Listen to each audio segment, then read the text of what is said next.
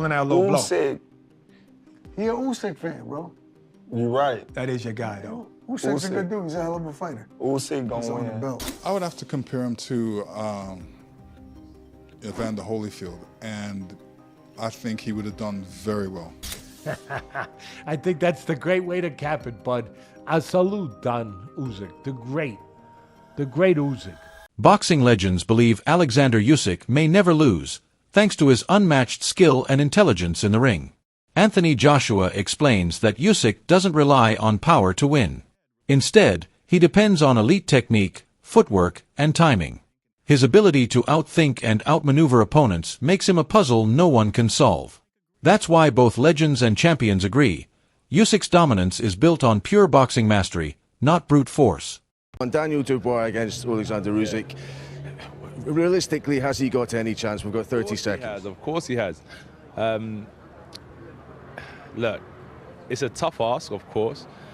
You know, the thing with Usyk is he doesn't depend on his power to knock you out. He depends on his skill. That's why it's a tough ask, because he's going to box rings around you if you let him. Dubois, good luck. Don Charles, good luck. Great British boxing, good luck. We potentially might have a heavyweight championship back on our soil. Terence Crawford has made his admiration for Oleksandr Usyk no secret. In every major heavyweight prediction, Crawford has consistently picked Usyk to win, regardless of the opponent. Ahead of the Tyson Fury fight, Crawford clearly explained his reasoning. Usyk's footwork, timing, and combination punching are simply too complex for most heavyweights to handle.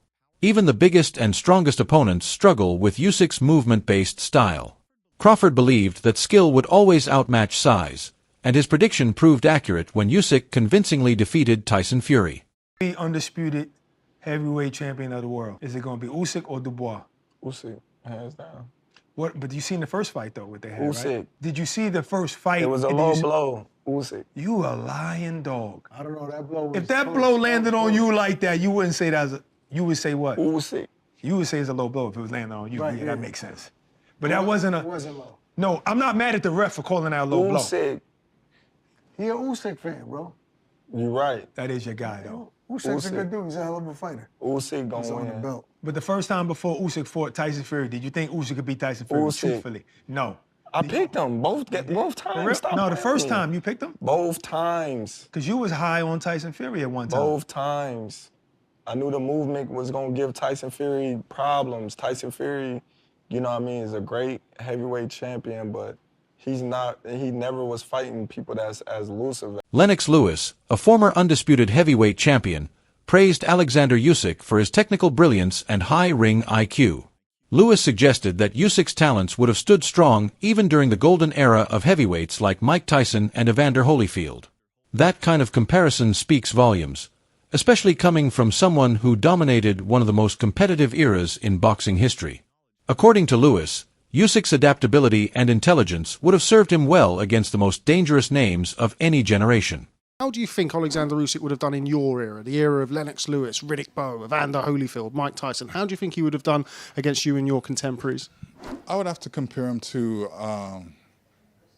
Evander Holyfield, and I think he would have done very well.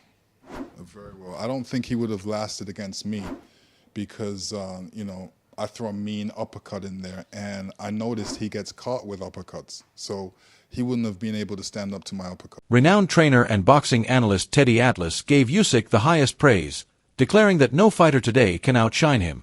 Atlas emphasized that Usyk's championship status is fully earned. He pointed out how Usyk's commanding presence in the ring had a psychological impact on Daniel Dubois during their bout. From the opening bell, Usyk exuded confidence and control, while Dubois appeared hesitant and unsure. According to Atlas, it wasn't just Usyk's skills, it was also his aura that overwhelmed Dubois before a single punch landed.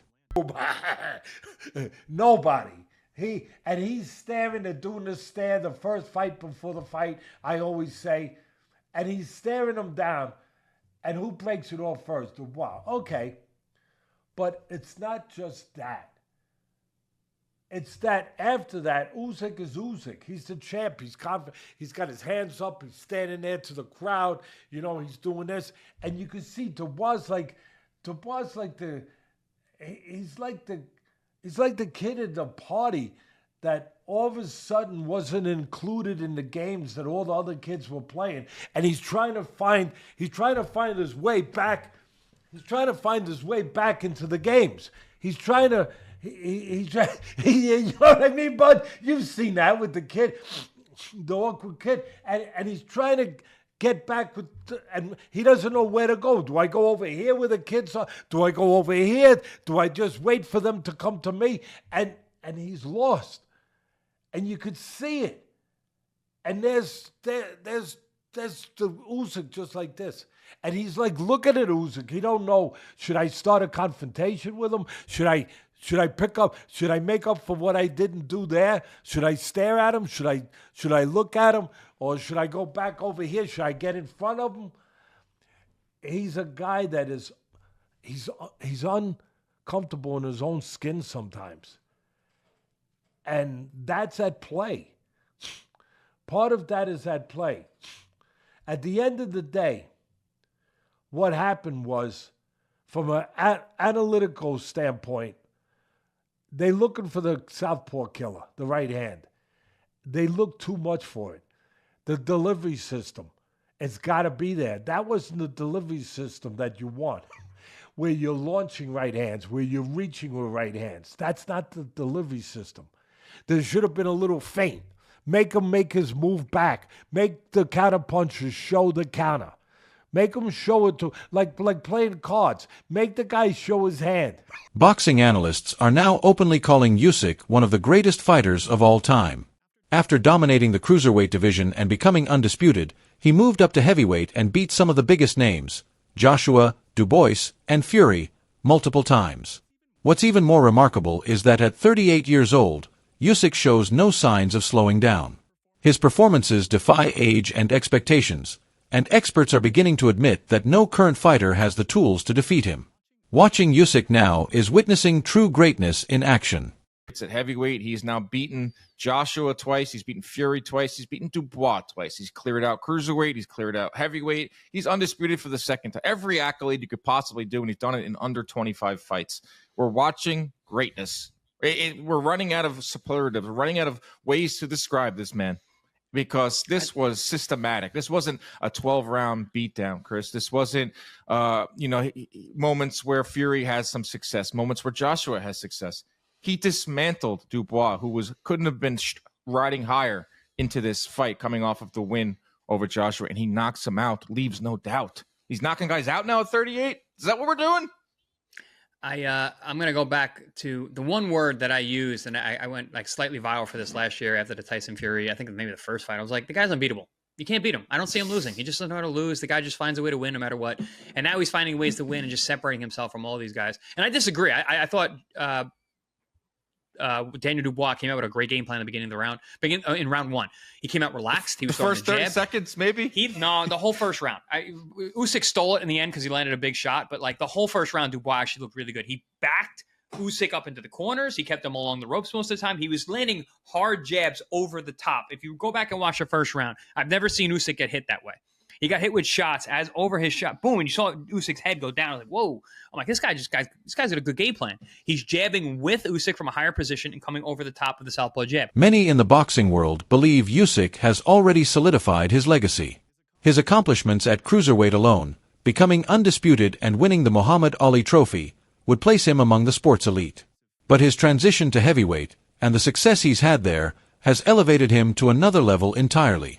Critics and fans alike agree, Usyk has nothing more to prove.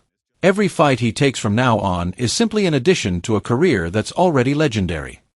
Oh, by the way, when I'm mentioning those fights, undisputed cruiserweight champion, two-time undisputed heavyweight champion, Muhammad Ali Trophy, there's literally nothing else to do. I think the man needs to retire, and I think what I've just said there, that is an all-time great, without even question, resume and legacy. So I think he needs to bow out. But the interview he gave with Ade in the ring on Saturday night, he didn't categorically state he'd retire. He said he's going to go home and rest. He deserves a rest. He's earned the rest. But we don't know necessarily what he's going to do next. I've said I think he should retire. But if he does carry on, what are we thinking? Who do we think he should fight next? Now, I've already recorded a video. It might go up first. I might put this up first. I don't know yet. On Tyson Fury, because he's still trying to peddle this narrative that he beat Oleksandr Usyk both times and he wants a trilogy fight. I don't want to see a trilogy fight with Tyson Fury unless he goes out and he earns it. If he earns the trilogy fight, if he returns to the ring and he fights a Joseph Parker and a Kabayel and he becomes mandatory, fair enough. Fair enough. There you go. You've earned it. I won't gripe about that. 100%. I don't want to see him just jump the queue. I don't want to see that. I don't want to see a trilogy with Anthony Joshua, who certainly hasn't earned it. I don't want to see a trilogy with Derek Chisora, who technically, although I'm not even going to go there with Chisora, because is he IBF mandatory? Is he not? What's going on there?